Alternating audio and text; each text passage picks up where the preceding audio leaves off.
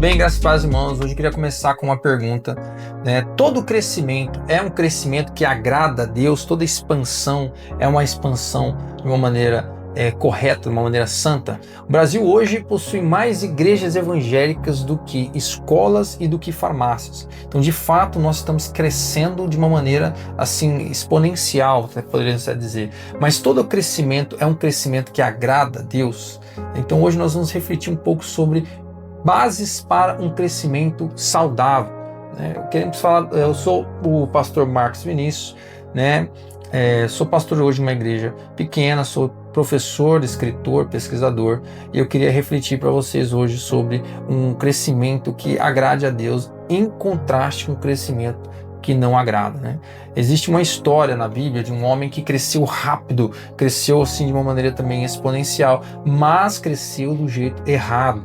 Esse homem é Absalão. Em 2 Samuel, de 14 a 18, nós podemos observar como que foi o crescimento de Absalão. E pasmem, Absalão, ele não era um inimigo externo, ele era da casa de Davi, ele estava dentro do contexto de aliança. Então, preste atenção, muitas das vezes os inimigos, eles vêm de dentro, não de fora, né? Então isso já era suficiente para fazer a gente refletir. Olha só, existem crescimentos sem Deus, existem lideranças sedutoras e existem corações que trocam princípios por carisma. E olha o contraste, enquanto a gente observa que Davi, ele cresce conforme ele vai estabelecendo princípios de fidelidade, princípios de adoração, princípios, né, de integridade e etc. Absalão não. Absalão, ele cresce baseado em outras estruturas. Olha o que diz a palavra em 2 Samuel 14, 25. Em todo Israel não havia homem tão elogiado por sua beleza como Absalão. Então Absalão, ele tinha presença, ele era carismático, ele era belo, ele impressionava, né, com a sua postura. Então isso atraía a atenção das pessoas. Mas, irmãos, nem tudo que é impressionante, nem tudo que chama atenção é santo. Nós vivemos uma geração extremamente seduzida pela aparência, né? É gente que parece ungida, que fala bonito, né? Que tem presença, que viraliza. Mas, irmãos, a pergunta nunca foi se ele impressiona. A pergunta é, ele obedece a Deus? E nós temos que voltar a entender a essência do evangelho, porque senão nós vamos dar espaço para pessoas que a única coisa que elas têm é algo externo. Então Deus nunca teve dificuldade, irmãos, em derrubar homens grandes e belos. Saul era grande e belo, Lúcifer era belo, e também Absalão, ele impressionava pela sua postura, pela sua presença. Mas hoje, como igreja, nós precisamos voltar a discernir o espírito e não a estética. E olha também, Absalão, ele cresceu pela imposição, pela atitude carnal. Diz a palavra que quando Joabe o ignora, sabe o que ele faz, irmãos? Ele vai lá e põe fogo na plantação de Joabe. Aí Joabe vai ver o que está acontecendo. Então ele força. Sabe aquelas pessoas que não suportam o processo? Que não aguentam esperar, que não podem ser contrariadas, sabe? Aquelas pessoas que criam situação, que criam a pressão, que impõem sua vontade, né? Então tem gente que chama isso de força, tem gente que chama isso daí de a pessoa resolvida, tem atitude, mas cuidado, irmãos. A Bíblia mostra outra coisa. Aparentemente esse tipo de comportamento não é atitude, é uma carnalidade sofisticada, né? Que parece que o cara tá certo, que ele tem razão, né? Mas tem gente que é isso, que ele não suporta processo, ele não pode ser, não suporta ser tratado, não pode ouvir não, quer espaço, quer posição, quer reconhecimento, não consegue, se ele não consegue pela porta, ele vem pela janela. Mas tudo aquilo que nasce da carne cobra um preço alto depois. Aqui, irmãos, a parte mais perigosa.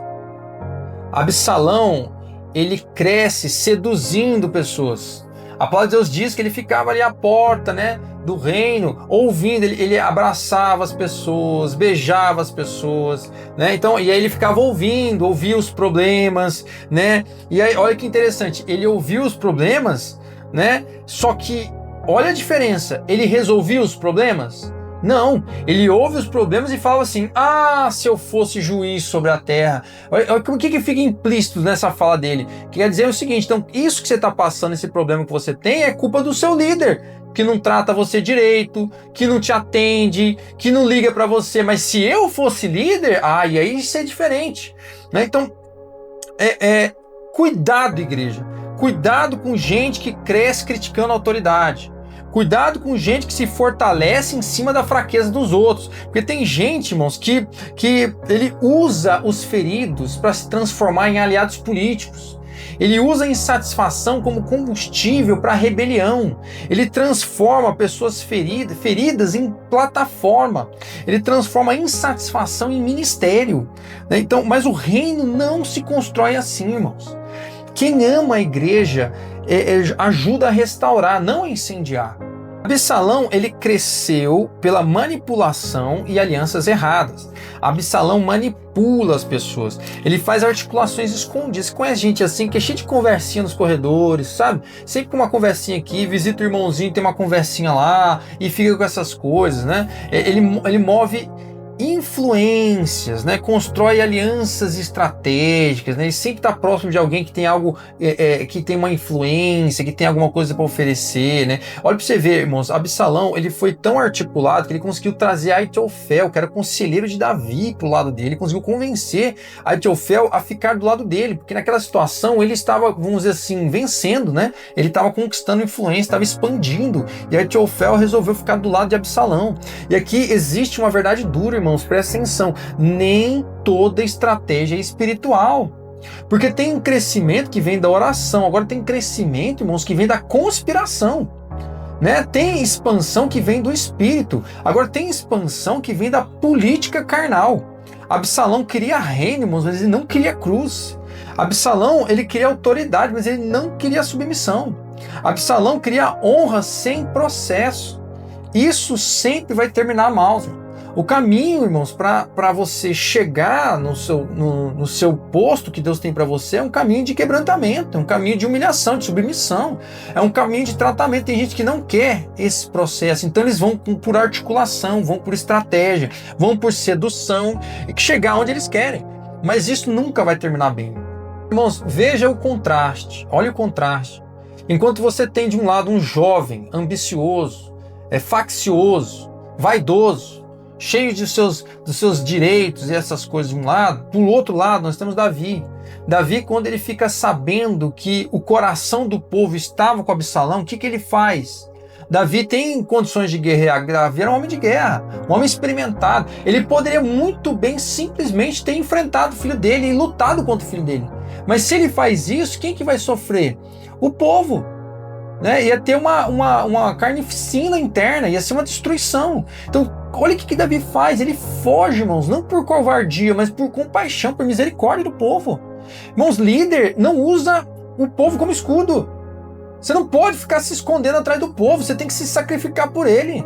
Você tem que fugir quando necessário para proteger o povo, não se esconder atrás do povo. Davi não usa pessoas, ele protege as pessoas. E tem líderes que usam pessoas como se fossem peões, irmãos. Fica colocando elas ali, dentro de um jogo maior que a própria pessoa não tem consciência. Mas um líder quebrantado não faz isso. Ele prefere se sacrificar e proteger o rebanho. E agora, irmãos, assim, uma das cenas mais lindas dessa história. Quando Davi está fugindo, os seus servos estão trazendo a arca. O que Davi faz? Devolvam a arca. Deixe a arca no lugar que ela tem que ficar. Davi não instrumentaliza a presença de Deus. Ele não transforma a presença de Deus em amuleto. Ele não usa a presença de Deus para interesses particulares, para interesses pessoais. Olha o que Davi diz: se Deus quiser me salvar, me restaurar, Ele o fará. Irmãos, isso é maturidade espiritual, isso é confiança. Você não precisa se esconder atrás do seu chamado, da sua espiritualidade. Você não precisa dizer, ai daquele que toque no ungido do Senhor. Não é assim que funciona. Você tem que deixar a presença de Deus no lugar dela. A graça de Deus tem que ficar lá. Porque, irmãos, Deus ele vai te proteger, Ele vai te acompanhar. Você não precisa manipular, você tem que confiar nele. E Davi, ele foge sem a arca e ele não entra em conflito com Absalão. Outra coisa, Davi confia mais na sabedoria de Deus do que na força humana. Absalão escuta Aitofel, sabedoria terrena, lógica humana, estratégia política, mas Davi ele busca a direção do Senhor. E Deus frustra conselho do ímpio, porque existe algo poderoso aqui. Nem sempre quem parece estar vencendo é que está vencendo de verdade. Talvez você esteja vendo pessoas crescendo rápido, subindo rápido, tomando espaço, sabe? Trazendo número de pessoas alto, parecendo fortes. Mas lembre, Deus ainda frustra conselho de Aitofel. Então não precisa ficar exasperado, não precisa ficar ansioso, confia em Deus. Olha que interessante, nesse processo que Davi está fugindo, Simei se levanta contra Davi, amaldiçoa ele, né? Joga pedra no rei, está quebrantado, está fragilizado, mas mesmo assim, Davi está com o exército dele, com homens com espada na mão. Se ele fizesse assim, ó, cortava a cabeça de Simei, mas ele não o faz, porque, irmãos, deixa eu falar uma coisa para vocês, maturidade não é sobre ter poder, é sobre ter poder e não abusar dele. Davi, ele está quebrado, mas mesmo assim ele não se vinga. Tem pessoas que na primeira oportunidade se vingam dos outros, se massacram, destroem. Davi não, ele tinha toda a condição de se vingar de Simei, mas ele aceita, ele até diz, né, meu próprio filho quer me matar, quanto mais esse aí, né, que é descendente de Saul. E por fim, a queda de Absalão. Olha que interessante. Então chega o final da história. A Bíblia diz algo interessante, irmãos. Olha que fala assim, a floresta matou mais do que a espada. Parece que a própria natureza de Deus conspirou contra Absalão. Olha que interessante. Ele fica preso pelos cabelos numa árvore. Então, a mesma beleza, a mesma imagem, a mesma vaidade agora vira uma armadilha. O que o exaltava, isso se torna um instrumento de queda. Então isso nos deveria fazer tremer, irmãos, porque Deus resiste aos soberbos. Ninguém vence uma guerra contra princípios espirituais. Talvez você consiga subir rápido, mas sem caráter, sem submissão, sem santidade, a queda chega. Mas eu quero terminar com algo doloroso. Davi vence, mas ele não comemora. Ele chora e ele diz, meu filho Absalão, quem dera eu tivesse morrido no seu lugar. Sabe o que isso me ensina, irmãos? Que no reino de Deus, às vezes a gente vence batalhas, mas a gente perde pessoas. Talvez a maior tristeza pastoral seja ver alguém que tinha tudo para dar certo, mas escolheu crescer sem Deus. Então eu quero te fazer algumas perguntas. Sobre quais bases você está crescendo? É sobre aparência? É sobre a influência? É sobre manipulação? É sobre comparação? É sobre vaidade? Ou é obediência, submissão, santidade, dependência de Deus? Porque nem todo crescimento, irmãos, é a expansão do reino. Às vezes é apenas uma torre de Babel com aparência espiritual. Que Deus nos livre do espírito de Absalão e nos dê um coração quebrantado como o de Davi, mesmo nas perdas, porque é melhor perder espaço, irmãos, do que perder a presença de Deus. Que Deus te abençoe. Se essa mensagem falou com você, compartilhe com alguém e deixe aqui nos comentários, Senhor, guarda o meu coração do espírito de Absalão. Creio em Deus.